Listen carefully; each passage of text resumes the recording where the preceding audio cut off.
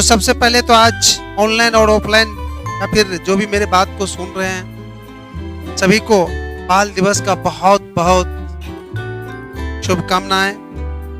और बड़ी दुख के साथ ये भी कहना पड़ रहा है कि मैं जब से कोचिंग शुरू किया तब से बाल दिवस मेरे जीवन का यही समझिए कि सबसे बड़ा फेस्टिवल होता था। और इस बार जैसे ही समाप्त होता था तो अगले बार के बाल दिवस का अब ये से तैयारी शुरू कर देते थे हम। और मैं ही नहीं, मेरे सारे फैमिली के लोग भी इस पर्व को बड़ी ही श्रद्धा प्रेम हर्षोल्लास के साथ मनाते थे। और उसके साथ एसएसटी परिवार के जो भी छात्र छात्राएं थे वो भी बढ़ चढ़ कर भाग लेते थे इसमें। इससे बहुत सारे प्रेरणा मिलती थी हमें और हमारे छात्र को भी, सबको, समाज को, सबको मिलती थी। लेकिन इस बार मैं इस पर्व को नहीं मना सका, क्योंकि बड़ी दुख की बात है जो इस पर्व को बड़ी धूमधाम से, जिसके प्रेरणा से, जिसके आशीर्वाद से हम मनाते थे, वो इस दुनिया में नहीं रह पाई, उसको मैं नहीं बचा पाया। साथ मेरी माँ कुछ ही दिन पहले ब्रेन हेमरेज के कारण से उसकी डेथ हो गई। और बहुत चाह के भी, बहुत लोग कहा भी, मैं भी सोचा कि ये फेस्टिवल मनाते हैं, मना लूं, लेकिन पता नहीं अंदर से अलाउ नहीं किया। मेडियर इसके लिए सबों से मैं यही कहूंगा कि बच्चे सब कुछ होते हैं समाज का। बच्चे ही समाज निर्माता होते हैं, बच्चे ही परिवार निर्माता होते हैं, बच्चे ही हमारे सब कुछ होते हैं। और वह बच्चे तब आपके पीठ पर खड़े उतरेंगे, समाज के लिए कुछ खास करेंगे, जब उसको उचित सम्मान मिले। जब उचित सम्मान मिलेगा तो उसका हौसला बुलंद रहेगा, उसका स्वास्थ्य से लेके सारा दिल दिमाग सभी खुश रहेगा। और फिर वह आपके, हमारे समाज, परिवार, उसके अकॉर्डिंग में, उसके सोच के अनुरूप काम करेंगे वो। अतः जो भी मेरे बात को खास करके पेरेंट्स अगर सुन रहे हैं तो आज इस बाल दिवस के अवसर पर मैं उनसे यही उम्मीद करता हूं कि वह बच्चे को उचित सम्मान दें, उसे उचित लाड़ प्यार दें, ताकि वह प्रसन्न रहे, उसके हौसले बुलंद रहे, और वह या उसके सामने कोई कठिन से कठिन भी काम आवे तो उसको भारी नहीं लगे, वह मुश्किल नहीं लगे। इसलिए मैं एक बार फिर से इस बात को दोहराता हूं कि जब तक हमारे समाज, हमारे परिवार, हमारे माता पिता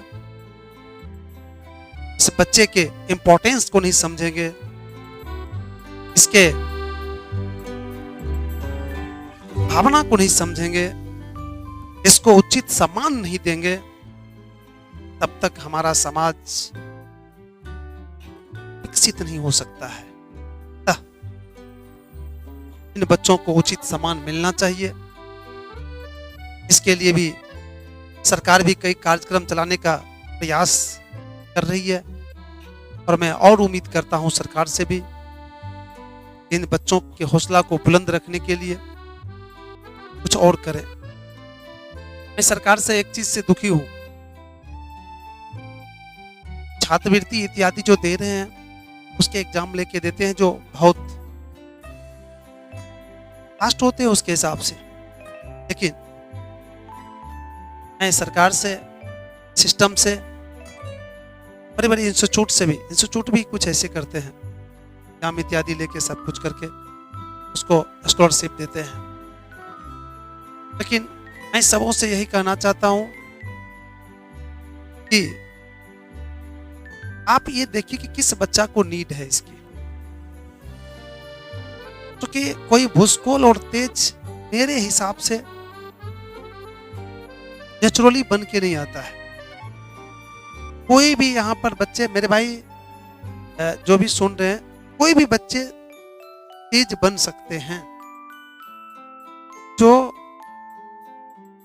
पढ़ने पर अधिक ध्यान देंगे, जिसको पढ़ने का टेक्निक पता चल गया, टीचर अच्छे मिल गए, टेक्निक उसको बता दिए, उसको अलग से डिस्कनेक्ट कर दिए, सिर्फ पढ़ाई पर उसको केंद्रित कर दिए, तो वो कुछ ही दिनों में वो करने लगेंगे जिसकी उम्मीद हमारी समाज को नहीं रहती। अगर ऐसा नहीं तो बरदराज का नाम सुने होंगे आप लोग। वो कहानी वैसे नहीं बनी है माय डियर।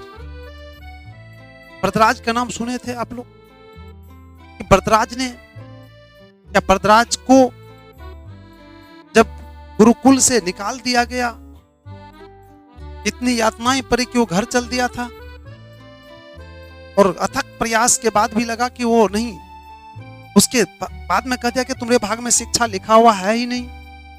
और फिर जब उन्होंने रास्ते में जब पत्थर को एक मुलायम रस्सी से कटते हुए कुआं पर देखा, खुद उसके बुद्धि खुला और उन्होंने क्या कहा, प्रयास करने से कुछ भी संभव है।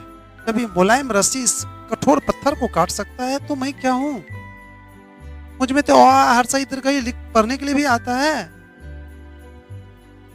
मैं तो पत्थर से थोड़ा सा, रस्सी से थोड़ा सा और कठोर हूं, रस्सी हूं लेकिन लोहा का रस्सी हूं मैं, जब पढ़ने के लिए आता है तो फिर क्या किया उन्होंने, ओके, फिर वापस आए, सभी हंसी मजाक किया, लेकिन फिर क्या हुआ, फिर कहा गुरुजी से, गुरुजी ने समझ गया इसकी जो है